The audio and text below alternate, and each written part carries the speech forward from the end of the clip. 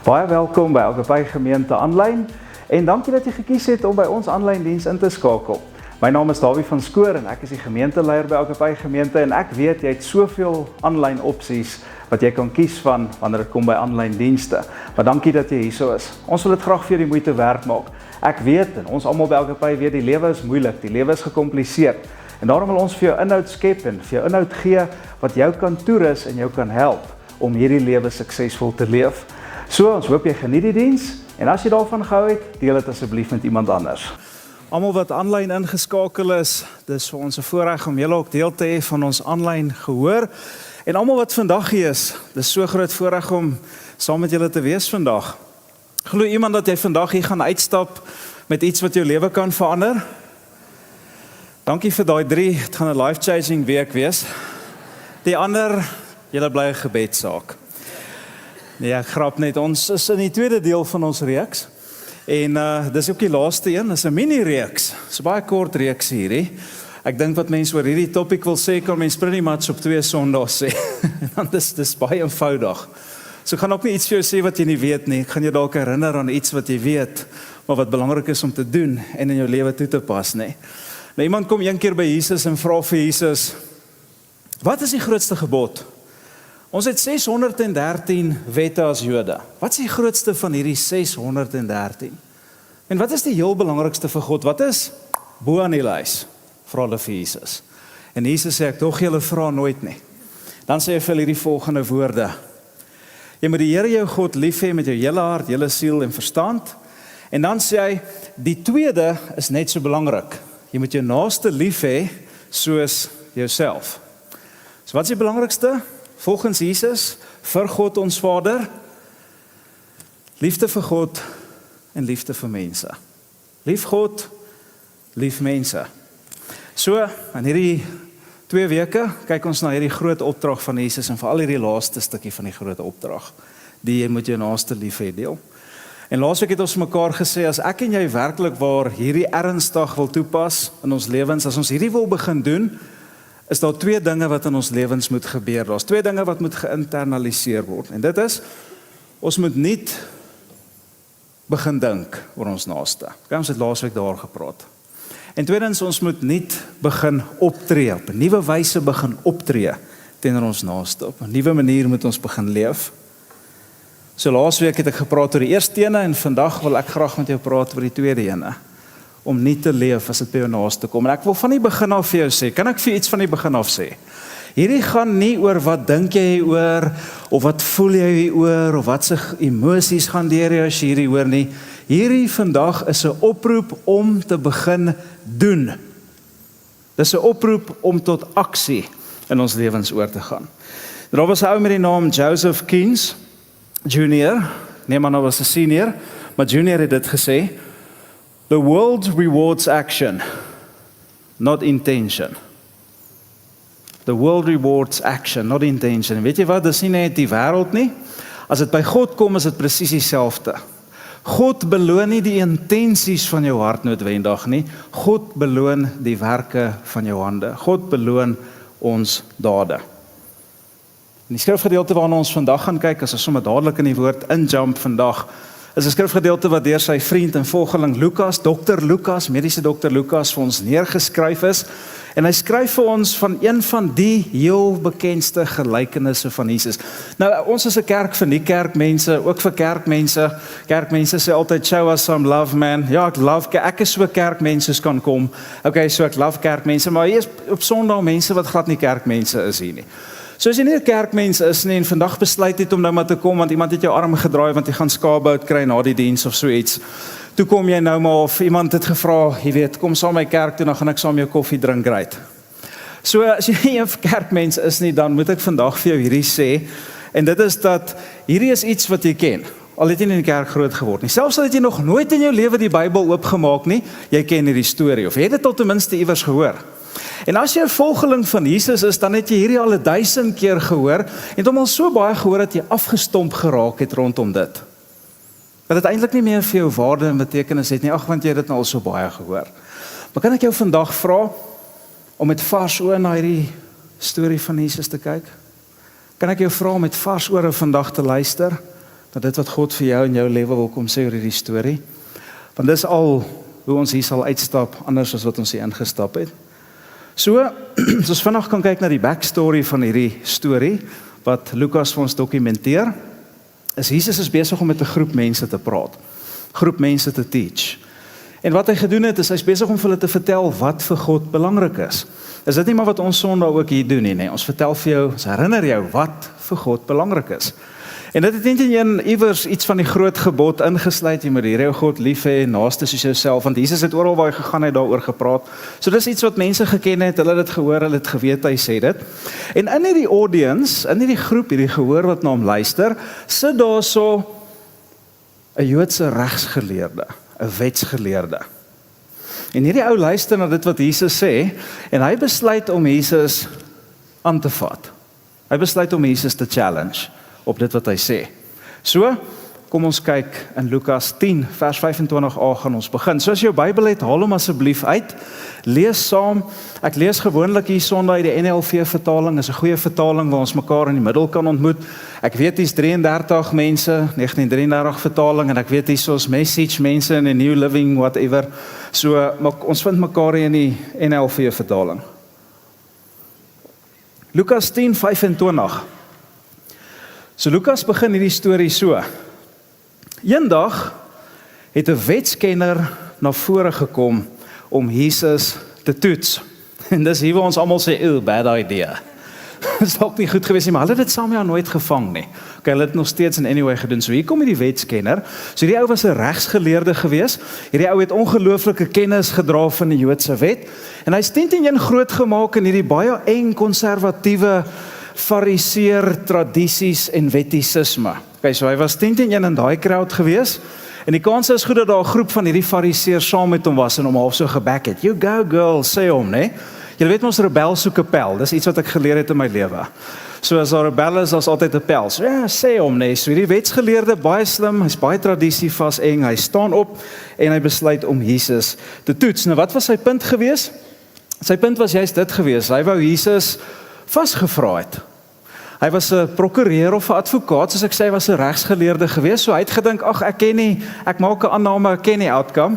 Ek weet waarby ek wil uitkom. Ek weet waar die destination met hierdie gesprek, met hierdie trial heen op pad is. So ek gaan 'n klomp leidende vrae vra en dan weet ek Jesus gaan 'n klomp voorspelbare antwoorde gee en dan gaan ek hom in 'n hoek vaspen. Maklik. Hy het laat sy vrae voorberei, sy agenda is in plek, maar hy het nie geweet vir wie hy dit vra nie. So vers 25b, dis nou die regsgeleerde, gaan hy verder hier Lukas en hy sê, om Jesus te toets, deur om hierdie vraag te vra. En nou kom hy vreeslik vroom en sedag, kom hy daar en hy sê, leermeester, wat moet ek doen om die ewige lewe te ontvang?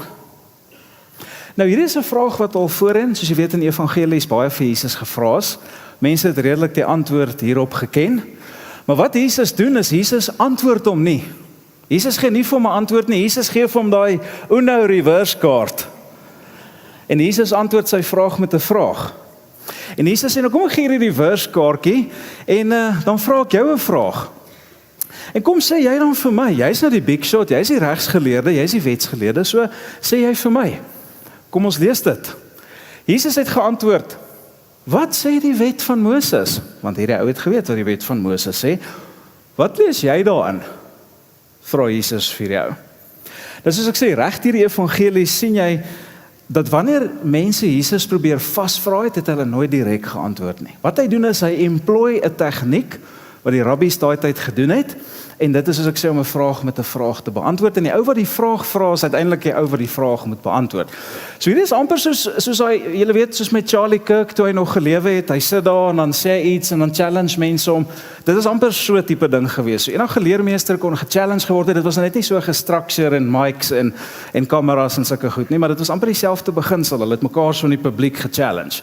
En hierdie ou dink toe hy gaan Jesus vasvang. So Jesus antwoord hom nie, Jesus antwoord hom met 'n vraag nie. So Jesus sê vir hom, so wat sê jy? Kom sê jy vir my, wat lees jy daarin? Jy's soms nou die hotshot. Die man het geantwoord, jy moet die Here jou God lief hê, met jou hele hart, jou hele siel, al jou krag en jou hele verstand. En jy moet jou medemens lief hê, soos jouself. Kyk wat is Jesus se reaksie, hy sê, reg, yes, het Jesus vir hom gesê, doen dit en jy sal lewe. So hierdie ou kom en hy sê vir Jesus hierdie, en hy haal die Ou Testament aan. Die eerste gedeelte van dit wat Jesus sê, wat hierdie ou vir Jesus sê, kom uit Deuteronomium 6. Die ander gedeelte kom uit Levitikus 19. En hierdie wetsgeleerde sou dit al geken het van kindsbeen af. Het was iets wat hy geken het. So Jesus sê, so wat sê jy? En hy sê, wel, dit is wat hy sê, met jou Here God lief en jou naaste as jouself. Jesus sê, mooi, baie nice. Maar then again, ons albei weet, jy het geweet wat die antwoord is, voor hy my gevra het, nee, en almal het ook geweet, jy het dit geweet, nee. So, okay, great stuff, gaan doen het, practice what you preach, and Bob's your uncle, there you go. Jesus nie vasgevra nie, maar, hier is 'n regsgeleerde, hier is 'n prokureur nou, nie van hom te verloor nie. So nou dink hy, nee, ek gaan nie Jesus so maklik of te hoek laat gaan nie, ek gaan hom nog 'n opvolgvraag vra, ek moet hom iewers in 'n hoek probeer indruk, nee. Vers 29, maar, as altyd 'n maar nie. Wow, okay, Jesus, dankie, nee, ek gaan nou die mic los. Ek wil net nog iets sê. Die man wou homself regverdig. So Lukas skryf sommer hierdie ou se motiewe hier. So hy wou homself justify, nee. En vra toe vir Jesus. En wie is my naaste? Vra hy vir Jesus. En Lukas gee van so kykie en dit, maar ek dink hierdie ou het half stupid gevoel, omdat hy 'n vraag gevra het wat hy die antwoord van geken het, en almal wat daar gesit het, het geweet hy ken die antwoord, of gewonder, ken jy nie die antwoord nie, is regsgeleerde, so hy voel so 'n bietjie verleë om hierdie vraag te vra, en dan besluit hy, nee, ek gaan nog 'n vraag, nou gaan ek hom in 'n hoek vasdruk. So, ek wil net so 'n bietjie beter voel oor myself, bietjie beter lyk voor almal, so nee, voor ek gaan. Okay, ek sal almal lief hê en so aan, maar wie is my medemens? En hy het geweet, hierdie is 'n strikvraag wat Jesus kan vaspen. Nou voordat, teen die tyd toe Jesus hom geantwoord het op sy eerste vraag, van gesê het nou gaan doen het, toe was die gesprek eintlik verby gewees, nee. Conversation is klaar, daar's niks oor nie. Maar nou vra hy die tweede vraag, wie is my medemens? En hierdie vraag stuur Jesus so hard in sy binneste. Dit roer sy binneste. En Jesus besluit om sy mees challenging gelykenis ooit, sy mees bekendste gelykenis ooit, net daar vir daardie mense te vertel. En in 'n paar sekondes beweeg dit van happy en nice, lig en lekker na super awkward toe. En soos Jesus hierdie gelykenis begin vertel, druk hy almal uit hulle comfort zone uit, sodat hy vir hulle kan wys wat dit werklik beteken om jou naaste lief te hê en wie jou naaste werklik is. Deur die gelykenis van die goeie Samaritaan te vertel. Die ou vertaling 33 mense, dis die barmhartige Samaritaan om die 33 vertaling om. Die goeie Samaritaan. En dis wat ons vandag vir die volgende paar oomblikke wat ons saam is bietjie gaan kyk na. En ek moet vir julle sê, dit het my, toe ek hierdie gelykenis van Jesus indelf, het dit my so bietjie opgemors op 'n goeie manier. En my gebed is regtig dat dit jou vandag ook so bietjie sal opmors op 'n goeie manier. Soos ek sê, jy het hierdie al baie gehoor, maar so baie gehoor, dit gaan net so oor jou kop nie, maar ek bid regtig dat jy met vars oë na hierdie sal kyk en met vars ore na dit sal luister, en dat regtig in jou hart sal kom gaan lê vandag. En as jy dit nog nooit regtig gehoor het nie, dan bid ek regtig dat jy dit vandag sal hoor. Hier het my bietjie opgemors, my boot bietjie gerok, en ek hoop dit gaan jou nou ook rok, en weer eens wil ek vandag vir jou sê, hierdie wat ek oor praat, gaan nie oor wat jy dink nie. Dit gaan nie oor wat jy voel nie. Dit gaan nie oor wat jy ervaar as ek hierdie sê nie, dit gaan oor doen. En in hierdie gelykenis van die goeie Samaritaan gee Jesus vir ons as sy volgelinge, vir al sy volgelinge, 'n to-do list. En ek is vas oortuig dat ek en jy nie hierdie groot gebod van Jesus en die tweede deel daarvan, jou naaste as jouself, sal kan doen as ons nie hierdie to-do list in ons lewens implementeer nie. Want luister julle, ons as Christene is pretty goed hiermee. Ons kan hieroor filosofeer, en ons kan hieroor redeneer, en ons kan post, en ons kan sing, en ons kan bid daaroor, en ons kan praat daaroor, en allerhande goeders doen. Maar uiteindelik, as ek en jy nie hierdie gaan begin doen in die kerk, as ons nie hierdie gaan begin toepas in ons lewens nie, dan is ons besig om die bus te mis. Dan is ons besig om die ding wat die heel belangrikste vir God is te mis. En soos Jesus gesê het, jy kan baie goed mis. Daar 613 goed om te mis, maar as daar een ding is wat jy nie wil mis nie, is dit God se groot gebod. Die Here jou God lief hê en mense. As jy iets wil mis, is hierdie nie iets om te mis of om uit te tap vandag nie. So hierdie gelykenis wat Jesus vir ons vertel, gee die to-do list vir ons, en hierdie to-do list is basies 3 dinge wat hy vir ons gee, en hy sê, hierdie 3 dinge is nodig vir elke een van sy volgelinge. Weet jy, as jy nie 'n volgeling van Jesus is nie, is dit nie noodwendig van toepassing op jou vandag nie. Jy kry 'n get out of jail kaartjie, maar ek wil vir jou sê, try dit, en dit gaan werk. Jy hoef nie noodwendig 'n volgeling van Jesus te wees vir hierdie om te werk nie, want is universal principles wat absoluut werk, maar as jy 'n volgeling van Jesus is, het jy die Heilige Gees, het God se krag wat jou help om hierdie te doen. Soos ons naaste wil begin lief hê, Agape familie, as individue, as 'n gemeente, sê Jesus, hier is die to-do list, hier's 3 dinge uit hierdie storie uit wat jy moet regkry. En ek moet regkry. Is jy reg vir dit? So Jesus begin en hy vertel hierdie storie vir ons. Nou onthou, hierdie ou staan nou daar, so wie is my naaste? En almal is soos, lag hulle.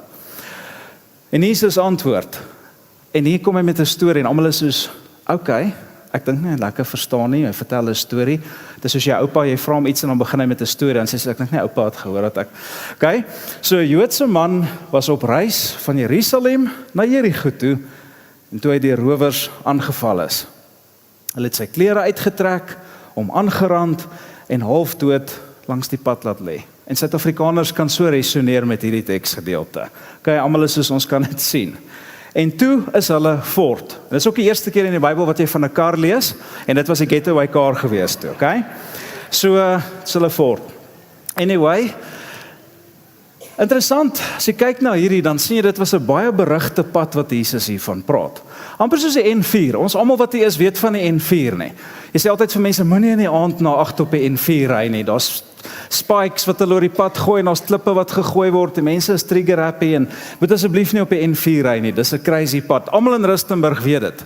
As jy mense het wat van iewers af kom sê, ry asseblief 7 uur die oggend, helder daglig. Moenie in die aand ry. Dit was so berugte pad hierdie gewees. Hy praat hierdie pad van Jerusalem na Jerigo. So hierdie pad van Jerigo na Jerusalem, of van Jerusalem na Jerigo, was so 27 kilometer lank gewees. En hy het gekronkel deur bergagtige areas en woestynagtige areas, en hy het omtrent 1 kilometer in seespieël het hy gesak, sodat jy het nogals afgegaan, of as jy Jerusalem toe gegaan het van Jerigo af, het jy nogals geklim in elevation. Okay, so hierdie ou besluit, ek gaan nou hierdie pad vat, en die van julle wat stappers is sal weet, dis 27 kilos is 'n entjie, nee. Dis nogals wild, as jy, ek weet, so 17, 20 kilo stap jy as jy 'n stapper is per dag, en as jy uitgeput, dis rof hierdie. So hierdie ou besluit om hierdie pad te vat, en dan sien ons hier ons rowers, en hierdie ou kom verby, en hulle spring daar so uit, en hulle slaan hom, en hulle skop hom, en hulle trek sy klere uit, en hulle beroof hom, en hier lê hierdie ou half dood. Hulle het waarskynlik gedink hy is dood. Hier lê hierdie ou op 'n hoopie. Jy kon nie regtig sy, ek dink sy etnisiteit sien nie, jy kon nie regtig sy sosio-ekonomiese status sien nie, sy klere is uitgetrek, jy kon nie sy godsdienstige affiliasie, niks van dit sien nie. Hierdie ou langs die pad. Dit is baie berugte pad gewees. En onthou, hier het nie regtig gebeur nie, Jesus vertel hierdie storie nie, dis 'n gelykenis wat hy vertel, en Jesus begin hierdie gelykenis op hierdie super dramatiese manier, crazy manier eintlik kan jy sê, om vir ons te wys waar naaste liefde begin. Die opening scene van hierdie storie wys vir ons waar begin naaste liefde. Wat is die eerste ding op God se to-do list? Wat is die eerste ding wat God wil hê ons in ons lewens moet toepas? En dit is, ek en jy moet ons naaste se behoeftes en nood raak sien. Jesus is al van, as jy nie hier begin nie, dan gaan jy nooit naaste liefde vir mense hê nie. So hy skep hierdie vivid toneel, want hy kon op enige manier, hy kon 'n storie vertel het waar 2 mense in 'n koffieshop by mekaar uitkom, of waar 2 mense saam op 'n kameel ry oor die woestynse duine, of wat ook al nie, enigiets. Maar hy kies om hierdie brutal opening te begin mee.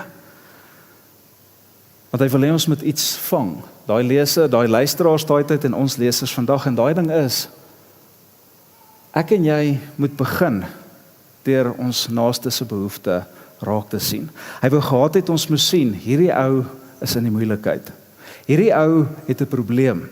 Hierdie ou het 'n intervensie nodig. Hierdie ou het drastiese ingryping in sy lewe nodig. En Jesus sê vir ons om naaste liefde te hê, begin by die feit dat jy jou naaste se behoefte raak sien. Jy moet sien dat jou naaste 'n behoefte het. Jy moet sien dat jou naaste in gevaar is. Jy moet sien dat jou naaste uitgebuit word. Jy moet sien dat jou naaste seer gemaak word. Jy moet sien dat jou naaste onderdruk word. Jy moet raak sien dat jou naaste misbruik word.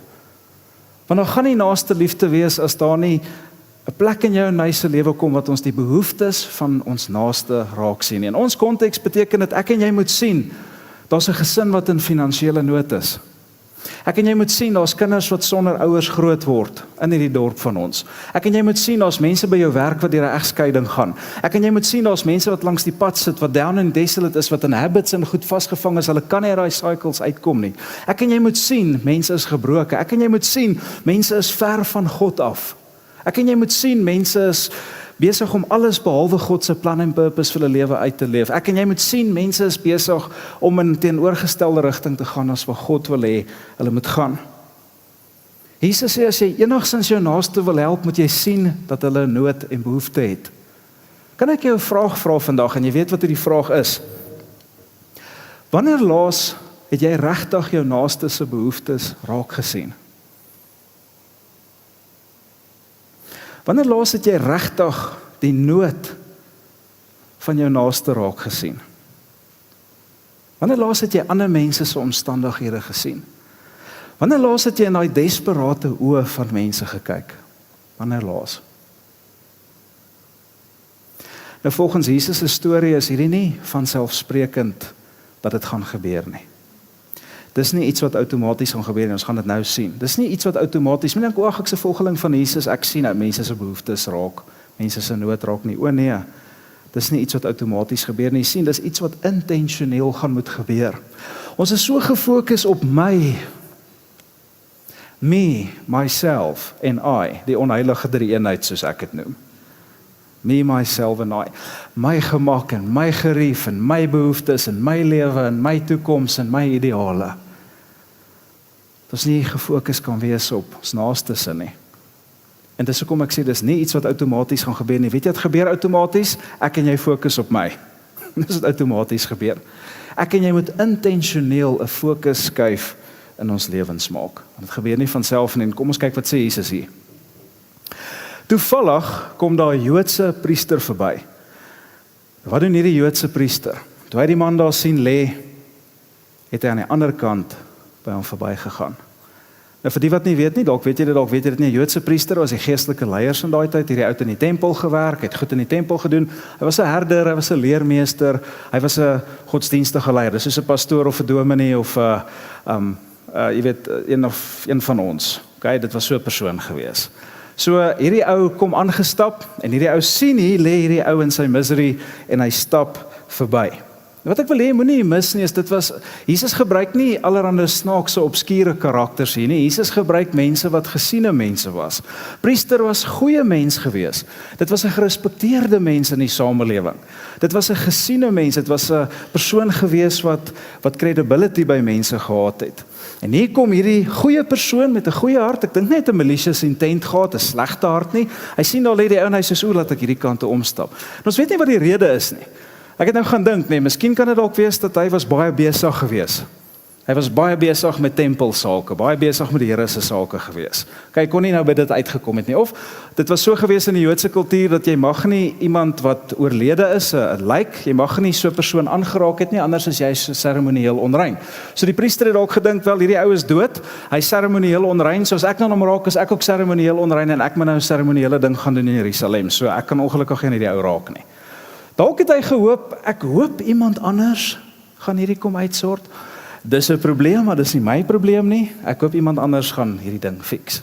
Maar die punt is net, hierdie ou stap verby, en wat ons wel weet, is dat hy sien hierdie persoon raak. En intentioneel kies hy om 'n draai om hierdie persoon te stap. OK, nou gaan Jesus aan. So het ook 'n Lewiet, en ek weet, voor ek verder lees, jy sit dalk en sê, ai ja nee, weet jy, predikante, geestelike leiers. OK, wag, wow. So het ook 'n Lewiet daaraan gekom, die man een kyk gegee en ook aan die ander kant verbygegaan. Wat is 'n Lewiet? Lewiet is byvoorbeeld vandag se tyd iemand wat vir die kerk werk, staaf van 'n kerk. Dit kan 'n klein groep leier wees, 'n selleier, kan 'n bedieningsleier wees, kan 'n kerkraadslid wees, dit kan 'n leier in die kerk wees. So daar is julle ook skielik ingesluit, né? Sien jy die persoon en hy stap ook verby en hy doen niks daarin. Hy sien wat aangaan en hy kies om dit te ignoreer. Nou wanneer ons hierdie hoor, en veral as jy nie kerkmens is en jy hoor hierdie vandag, dan dink jy, "Eers, maar dit sit nie lekker by my nie. Dit sit nie lekker met my nie. Hier kom 'n dominee of 'n pastoor en stap net verby. Hier kom 'n bedieningsleier en hier kom 'n selleier of wat ook al, 'n leier in die kerk en hulle stap net verby. Hulle gee nie om nie. Dit sit nie lekker met my nie. Dit krap my om." Goed. Ek dink dis wat Jesus wou doen. Ek dink Jesus wou gehad het hierdie storie moet ons omkrap. Ek dink nie dit moet ons omkrap sodat ons nou hierdie mense kan judge en hierdie mense kan veroordeel en sê wat se slegte mense en wat ook al nie, want weet jy wat, hulle was nie slegte mense nie. Hulle was nie bose mense gewees nie. Hulle was nie psigopate nie, hulle was nie narcissiste gewees nie. Hulle was goeie, gesiene, gerespekteerde mense en dit is Jesus se punt wat jy nie moet mis nie, Agapai. Moenie hierdie mis vandag nie. Dis juis Jesus se punt hier gewees. Jesus wil hê dat sy gehoor en ons wat vandag hier sit 2000 later onsself in daai mense moet raak sien, die priester en die leviet. Net soos hulle goeie mense was, so is ek en jy goeie mense. Net soos hulle nie 'n malicious intent gehad het nie, het ons ook nie 'n malicious intent nie. Net soos hulle nie doelbewus slegte, psigopatiese mense was gesê ek kat almal uit nie, so is dit ook nie ons vandag of ons intensies nie. Maar net soos hulle goeie, gerespekteerde, gesiene, nice mense, net soos ons goeie, nice, gerespekteerde, gesiene, wat ook al mense ook geneig om net verby ons naaste te stap. Jesus wil hê jy moet ongemaklik voel hieroor. Dit was sy hele idee met die storie. Want hy wil hê jy moet jou in hulle sien. Want ons dink partykeer hulle is hierdie villains. Hulle is soos ons. #they are us. Ek lees hierdie quote wat vir my so baie beteken. Iemand het een keer hierdie gesê. Daar's 'n debat oor wie dit gesê het, né? The only thing necessary for the triumph of evil is for good men to do nothing. Weet jy hoekom gebeur daar slegte goed in die wêreld? Weet jy hoekom gebeur daar slegte goed in Rustenburg? Weet jy hoekom gebeur al hierdie bad stuff? Hoekom is daar, soos ek laasweek gesê het, so massive tekort aan liefde in hierdie wêreld? Want goeie mense, soos daai priester en leviet, goeie mense soos ek en jy, dink vir onsself baie goeie redes uit om nie te stop by ons naaste nie. Bad stuff is in die wêreld aan die gang, want good men do nothing. 'n ander quote van die Duitse teoloog Dietrich Bonhoeffer, hy is nou nie eers op my notas of iets nie wat ek so love. Hy het gesê, en hy het gesterf van 'n konsentrasiekamp, 'n nasiekamp, omdat hy teen Hitler opgestaan het, is een van min gewees, en hy het gesê, not to speak is to speak. Not to act is to act. Silence in the face of evil is evil itself. Daar's so gebrek aan liefde in die wêreld, daar's so gebrek aan dit wat God in die wêreld wil establish, omdat goeie mense goeie redes kry om hulle naaste draaie te stap. Dis legit redes, dis geldige redes. Dis finansiële redes, ja, maar ek het nie die geld om by dit betrokke te raak nie. Dis tydsredes, ek het nie die tyd nie. Ek hoor dat hy sê, maar hy moet eendag bietjie in my skoene kom loop en sal hy sien, ek het ongelukkig nie tyd vir hierdie hele naaste liefde storie nie. Jy weet, hy verstaan nie, ek groot geword het nie, ek ken nie liefde nie, is vir my moeilik om affectionate te wees. Weet jy wat, dis skedule redes, selfs geestelike redes, nee, ek dien die Here op ander maniere.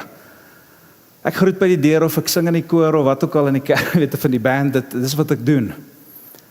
So elkeen het maar sy plek hier, nee. Nee, hierdie is nie die groot voorstel nie. Dis die groot gebod van die Here Jesus en hy sluit elke een van ons in. Die punt wat die Here Jesus hier maak, is naaste liefde begin wanneer ons die behoeftes van ons naaste opmerk, wanneer ons intentioneel dit raak sien. En dat dit ons so raak, jy sien dit so raak, dat dit jou in jou hart raak, en dat dit jou dryf om te reageer daarop. Want baie van ons kan nou weer 'n verskoning, 'n goeie rede kry en sê, ja, maar ek sien dit raak. Ja, maar jy sien dit nie so raak dat dit jou hart op 'n diep, profound manier raak en dat dit jou maak om anders te reageer en vanuit naaste liefde te reageer nie. Dit moet jou so raak, jy moet dit so raak sien, dat dit jou so raak, dat dit jou lei na reaksie toe. Jesus sê, dit is waar dit begin. En tot ons oë nie gaan begin oopgaan, vir ons naaste se nood. En raai wat, ek het laasweek mos vir jou gesê, die wat nie was nie, jou naaste is nie die mense in jou huis net alleen nie, is nie die mense in jou straat of die mense wie jy like nie, jou naaste is almal, het ons laasweek established, dis almal. Die Here sê, dis tyd dat ons fokus skuif van onsself af, en ons fokus begin sit op die mense rondom ons, en intentioneel ander mense se behoeftes en nood begin raak sien. Want dis waar naaste liefde begin. As jy dalk sê, ek het nie naaste liefde nie, is dalk die ding, en mense wat sê, ek ken nie so iemand nie, daar is nie so iemand nie, open your eyes, sê die Here vir ons. Die tweede ding wat ons in hierdie gedeelte sien, wat op Jesus se lysie is, hy sê, okay, sien dit raak. En baie van ons sien dit raak, en ons voel in ons hart diep geraak daardeur, maar dan sê daar's 'n volgende ding wat moet gebeur, en hy kom op sy meesterlike manier kom demonstreer dit aan ons deur hierdie storie. En dit is, as ek en jy dit raak sien, is daar 'n volgende ding wat moet gebeur, en dit is, ons moet die skeidsmure afbreek tussen ons en ons naaste.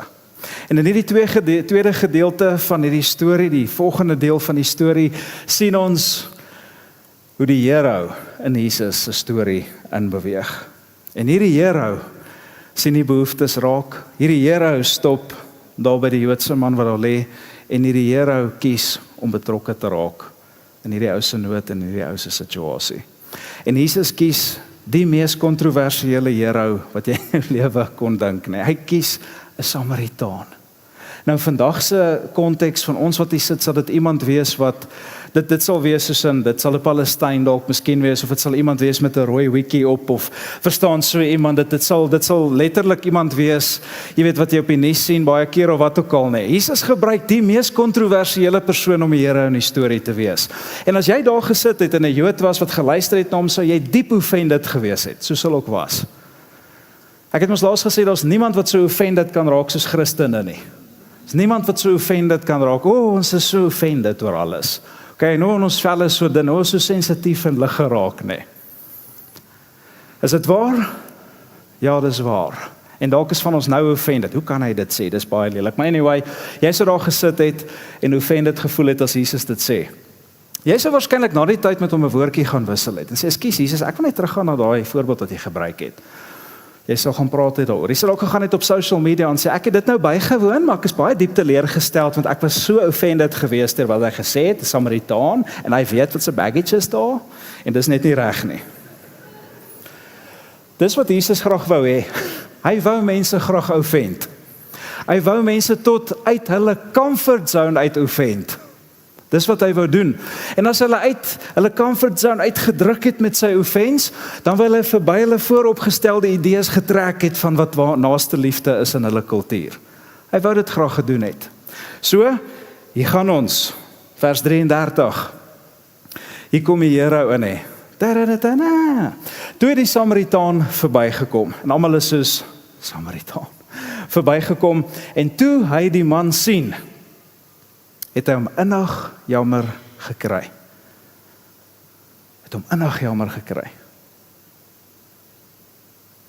En die Jode sit daar en luister na Jesus, hulle soos, Samaritaan.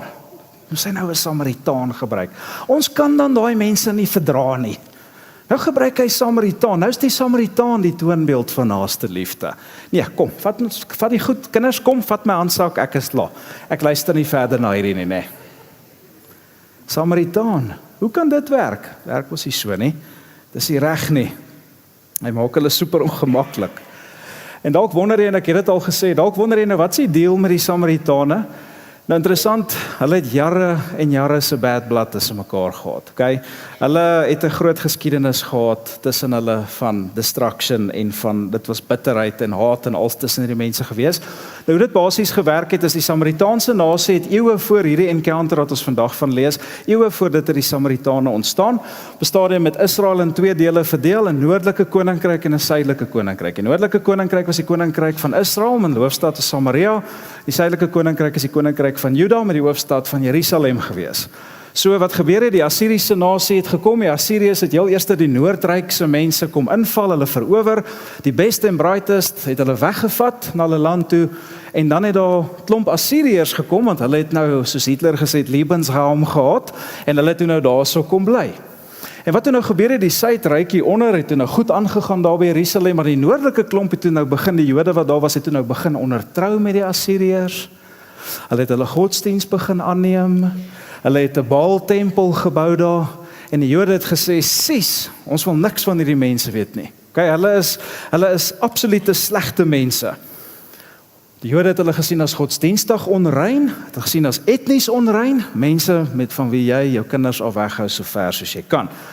Die Jode het geglo, hulle het kompromieë aangegaan, hulle het hulle absoluut geminnig op hulle gespoeg nie. Hulle so hanteer. Bottom line is, hulle het niks van mekaar gehou nie. En hier kom Jesus, en hy maak die Here in die storie, een van hulle, vir 'n uitgeleese Joodse gehoor. En die Fariseërs, die wetgeleerdes sit daar, dis is die top of the cream van Fariseërs, en van Jode wat daar sit, en hy kies om oor hierdie Samaritaan te praat nie. Wat die ware held is. Hoekom doen hy dit? Hoekom doen Jesus hierdie? Dis die vraag wat iemand dalk kan vra. Kom ek sê jou, want ek dink Jesus wou gehad het sy gehoor, en ons vandag moet 'n profound tweede waarheid besef. En daai waarheid is, as jy vir jou naaste wil lief wees, ja, dan moet jy hulle behoeftes raak sien, intentioneel, maar dan gaan jy die skeidsmure wat tussen jou en daardie naaste staan, gaan jy moet afbreek. Die hindernisse wat tussen jou en daai naaste staan. Dink aan die Samaritaan. Hoeveel skeidsmure dink julle was tussen hom en sy Joodse victim wat daar gelê het? Nie sy victim nie, maar die Joodse slagoffer wat daar gelê het. Massive baie skeidsmure, nee? Massive baie hindernisse. Kultuur skeidsmure. Godsdienstige skeidsmure, sosiaal aanvaarbare norme skeidsmure, tradisionele skeidsmure, nee. Sy reputasie, dalk hoe hy groot geword het. As sy ma moet sien, het sy hom unfriend daar, nee. Verstaan, dit was nie nice gewees nie, al hierdie skeidsmure. Maar hierdie Samaritaan besluit om deur te breek deur al daai skeidsmure. Vir sy Joodse victim wat daar lê, lief te wees en om te help. 3 mense stap verby hierdie Jood wat daar lê. 1 stop. 1 het naaste liefde. Hoekom? Hoekom net 1? Want 1 het gesê, ek is bereid om, maak nie saak wie dit is nie, na my naaste se behoeftes te kyk. Ek is bereid om die nood rondom my raak te sien. Is net so op myself en my eie reisplanne en travel plans gefokus nie. Maar weet jy wat, ek is bereid om die skeidsmure af te breek wat tussen my en hierdie persoon is. So die vraag is, wat se skeidsmure keer jou vir jou naaste lief te wees? Jy weet wie is jou naaste, is dit nie almal dieselfde naaste nie? Maar dis nie die mense in jou huis, dis nie die mense in jou straat nie, dis alle mense met wie jy te doen kry. Wat se skeidsmure keer jou? Jy wou al lankal, maar jy sê as dit nou net nie vir hierdie skeidsmuur was nie, sou ek dit gedoen het. En dalk moet ons dit vandag by die naam identifiseer in hierdie plek. Dalk het die Here jou met 'n doel hiernatoe gelei vandag, dat jy hierdie skeidsmure kan identifiseer in jou lewe vandag. En ek wil nie jy moet skuldig voel nie, ek wil nie op die spot sit rondom dit nie. Al wat ek wil hê is, ek wil hê jy moet dit 'n naam gee, wat jy gaan nie deur dit kan breek as jy nie weet wat dit is nie. Is dit dalk die skeidsmure van kultuur? Is dit dalk die skeidsmure van jou wit vel?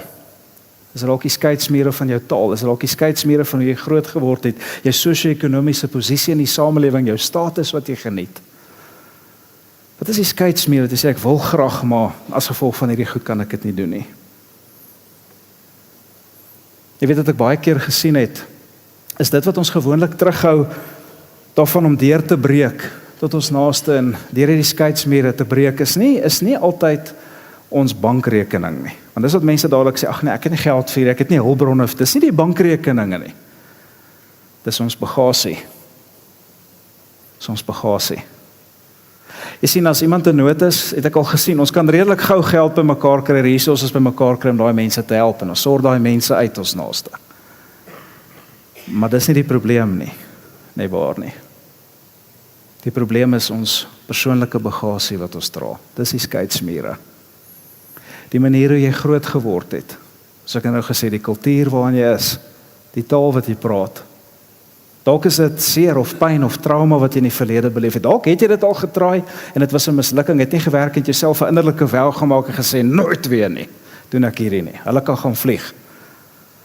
Miskien is dit 'n wêreldsbeskouing wat jy het of perception. Dalk is dit sosiale norme of ek weet nie wat dit is nie. Maar dit is gewoonlik bagasie binne in jou wat dit maak. Dat jy nie na mense toe uitreik in naaste liefde. Dit is gewoonlik nie jou bankrekening of resources of talente of geld of so iets nie. Ons bagasie maak skeidsmure tussen ons en mense. En dis hoekom ons dit moet identifiseer. En as ons dit eers geïdentifiseer het, kan ons deur dit breek en dit afbreek en kan die Here ons help om met ons naaste te begin connect. Om jou naaste lief te hê, sê die Here, vereis jy gaan deur jou skeidsmure moet breek. Whatever dit is, en hy wil jou help daarmee. Laaste een waarmee ek afsluit. Jesus sê die derde een op my to-do list, as jy regtig waar hierdie wil doen, ek het vir gesê, het gaan oor doen vandag, het gaan nie oor dink en ervaar, het gaan oor doen. Is ek en jy gaan moet bereid wees om 'n prys te betaal. Dit het hierdie Samaritaan gekos. Dit het hom iets gekos en dis nou hier. Dis nou hier waar jy jou bagasie, jou skeidsmure gaan ervaar in hierdie oomblik. As jy die woorde hoor en jy, daar's pushback in jou binneste, dis jou mure, okay? Dis die bagasie. Gaan jou kos. Dit het die Samaritaan gekos. Kom ons kyk, wat het dit hom gekos? Die Samaritaan kniel toe langs hom. Jy sien, daar's soveel van ons naaste wat platgeslaan is deur die lewe. Finansieel, daar's soveel van ons naaste wat platgeslaan is emosioneel, traumaties, ervarings wat gebeur het geestelik. Hulle is platgeslaan. En ons sit op ons high horse as Christene en ons oordeel hulle en ons judge hulle en ons skree van bo af op hulle. Wat doen die Samaritaan? En dit is die woorde van die Seun van God.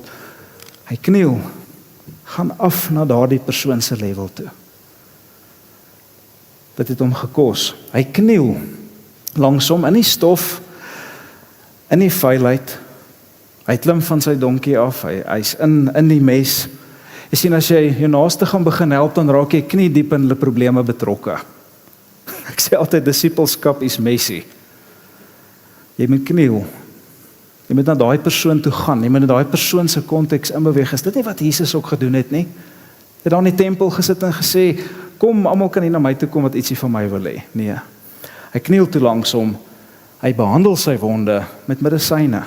En onthou, daar was nie allerhande wet wipes en goed daai tyd gewees nie. Dis hier nie stof, dis bloed, die ou is vir dood agtergelaat, dit is bloed, guts, modder, die ou se hande is vuil, hy verbind hierdie persoon.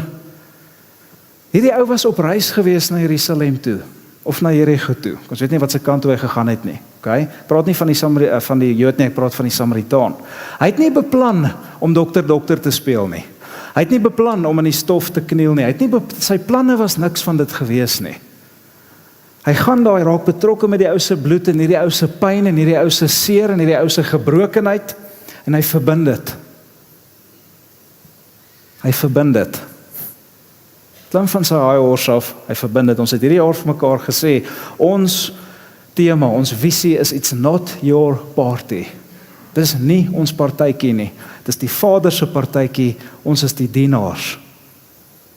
As jy nie van hierdie hou nie, it's not your party. Hy verbind sy wonde, hy help, hy raak betrokke met hierdie persoon.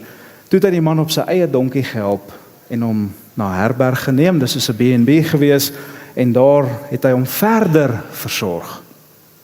Die volgende dag gee hy vir die herbergier 2 silwermuntstukke en vra hom om die man te versorg. Nie soos daar sê dis jou probleem, damp hom daaraan gaan aan nie. Hy sê nee, versorg jy hom. Ek kom weer terug en as ek terugkom, dan kan jy vir my die rekening stuur. As die rekening meer as dit is, het hy gesê, ek sal die verskil betaal wanneer ek weer hier langs kom. Dit het hom gekos. Vandat hy daai ou raak gesien het, vandat hy besluit het om die Samaritaan Joodse skeidsmure af te breek, dit het hom gekos. Kan ek vandag vir julle sê, Agape gemeente, dit gaan ons kos. as ons na ons naaste toe wil uitreik, as ons naaste wil lief hê soos Jesus vir ons gesê het. Hierdie ou betaal nie net die mediese sorg nie. Hierdie ou laai die persoon op sy vervoermiddel wat 'n donkie was. Hierdie ou boek hom in die B&B en weet jy wat, 2 silwer muntstukke, 2 denare, ek weet nie of jy dit geweet het nie, dis nie klein geld gewees nie, dit was 3 weke se lone. 2 silwer muntstukke, 3 weke se loon, amper 'n maand se pay. Wat hierdie ou betaal vir 'n wildvreemde persoon wat hy eintlik glad nie ken nie, want eintlik niemand sou snaaks dink as hy ook net verbygestap het nie. En hier is dit wat die groot gebod beteken. As jy jou naaste wil lief hê, gaan dit jou iets kos. En as dit jou nie op hierdie oomblik iets kos nie, is jy nie besig met naaste liefde nie. Weet nie waarmee is jy besig nie, maar dis nie naaste liefde nie. Because it's going to cost you. Dit gaan jou tyd kos. Dit gaan jou dalk geld kos. Dit gaan jou gerief kos. Dit gaan jou vooropgestelde idees kos. Dit gaan dalk ander mense se fronse gaan dit kos. Dit gaan dalk jou planne kos. Ek weet nie wat nie. Maar dit het die Samaritaan soveel gekos om vir sy naaste lief te hê. Maar Jesus sê vandag vir ons as 'n gemeente, as ons naaste wil lief hê, ons bereid wees om die prys te betaal. Indien nie, don't even bother to follow me. En daar is nie die ding van ek kan vir God lief wees en nie vir mense lief wees nie. Dit is ongelukkig, onlosmaaklik gelink aan mekaar. Op 'n ander plek sê Jesus, liefde vir God is liefde vir mense. En jou liefde vir God word die beste gedemonstreer deur jou liefde vir mense. Dus jy lief vir iemand wat jy nie kan sien nie, of kan raak nie. God sê jy demonstreer dit deur te doen aan ander. Dis wat God se hart vir ons is. Laaste vraag is watter prys was nog altyd vir jou te hoog gewees om te betaal as dit by jou naaste kom? Soos ek sê, dit is nie asof jy nie hierdie weet nie. Jy sit nie op 'n plek nog gewees om die prys te betaal nie. Ons het in ons gemeente gesê, ons weet ons kan beter doen, ons het 'n care center gebou en geen krediet aan ons as 'n gemeente nie, maar die Here het met ons kom praat. Gesê, julle kan nie net daaroor dink en filosofeer en post en sê hoe belangrik is dit nie. Julle moet dit doen. Julle iets kos. En ons het saam as gemeente gesê, sit ons gaan doen. En julle, nou moet ons daai plek aan die gang hou. Nou moet ons daai plek ran. Ons kort mense wat sê ek gaan my naaste lief hê, op watse manier ook al. Nou ek imagine toe Jesus by hierdie deel kom in die storie, waar ons nou is. Dus dit so stil soos dit nou is. Dink ek kon 'n speld oorval. Ek dink mense het dalk daar gestaan en met hulle voet so in die sand gekrap, dalk so net nie ingestaar en nie oogkontak met Jesus te maak nie. En dan sien ek hoe Jesus toe hy die storie klaar vertel het, so direk na die wetsgeleerde toe draai. In die oë kyk en vir hom hierdie woorde sê. Dat is die ou wat gevra het, so wie is my medemens? Nou, watter van hierdie 3 sou jy sê, sê Jesus vir die ou, was 'n naaste vir die man wat deur die rowers aangeval is? Het Jesus hom gevra. Hy het gedink hy sit Jesus in 'n hoek, dis hy in die hoek. En hy weet presies, daar's nie 'n way out of this nie, en hy soos, okay, hy sê die volgende, die man het geantwoord, die een wat hom medelee bewys het. Jesus sê toe vir hom, gaan nou en doen dieselfde. Gaan nou en doen dieselfde. Wil jy weet hoe hierdie groot gebod van Jesus, om ons naaste lief te hê, van die blaaie van die Bybel gaan afkom, en in ons klaskamers gaan inkom, en in ons sportvelde gaan inkom, en in ons besighede gaan inkom, en ons skole gaan inkom, en in ons strate gaan inkom? Wil jy weet hoe gaan dit gebeur? Deur hierdie woorde, gaan nou en doen dieselfde. Doen dieselfde. Gaan en lewe soos hierdie goeie Samaritaan. Gaan nou en doen dieselfde. Wat? Sien die behoefte en die nood van naaste rondom jou raak. Breek deur die skeidsmure wat jou skei van hulle. En betaal die prys wat ook al die Here van jou verwag om te betaal. Agape gemeente, verstaan my mooi vandag, dit is nie 'n mooi geestelike idee wat Jesus vir ons gee nie. Dit is ons identiteit. Dit is nie ietsie wat ons moet lees vandag nie, dit is ietsie wat ons moet leef vandag. Dit is iets wat mense in ons lewens moet sien en ervaar op 'n daaglikse basis. Die goeie Samaritaan is nie Jesus se term wat hy gebruik vir 'n hero nie. Dis sy term wat hy gebruik vir sy volgelinge. Dis wie ons veronderstel is om te wees. Of dit nou jou tyd, of jou geld, of jou stem, of jou skills, of jou oë, of jou oop hande, of arms, of wat ook al dit mag gewees is, die Here sê, breek deur daai mure, sien dit raak, betaal die prys. En ek het vir die worship team gevra om hierdie song te doen aan die einde. En ek gaan jou met hierdie 3 vrae los terwyl hierdie song speel, om hierdie huis toe te slaan. Hierdie 3 vrae gaan jou help om dit wat vandag hier gesê is na Maandag tot Vrydag toe te vat, okay? So ek wil nie iemand met rondloop nou of uitgaan of wat nie, ek wil hê ons moet rustig sit en dan wil ek hê jy moet dink oor hierdie vrae terwyl jy na die song luister en jy moet hoor wat sê die Here vir jou. 1, watter behoeftes is daar rondom jou wat jy vir te lank gemis het? Nommer 2, watter skeidsmure keer jou om lief te wees vir jou naaste wat jy moet afbreek? Watter skeidsmure wat jou keer om vir jou naaste lief te wees, moet jy afbreek? En 3, watter prys vra Jesus van jou om te betaal vir iemand anders se herstel? Jy weet dit al lankal, maar dis nou hier. Dis nou soos daai ou, jy's nou in die hoek vandag. Wat is dit wat die Here vir jou sê? Kom ons luister na hierdie song, so 'n gunsteling song van my. Die wat saam met my in Rusland was vir die uitreik sal hom goed ken.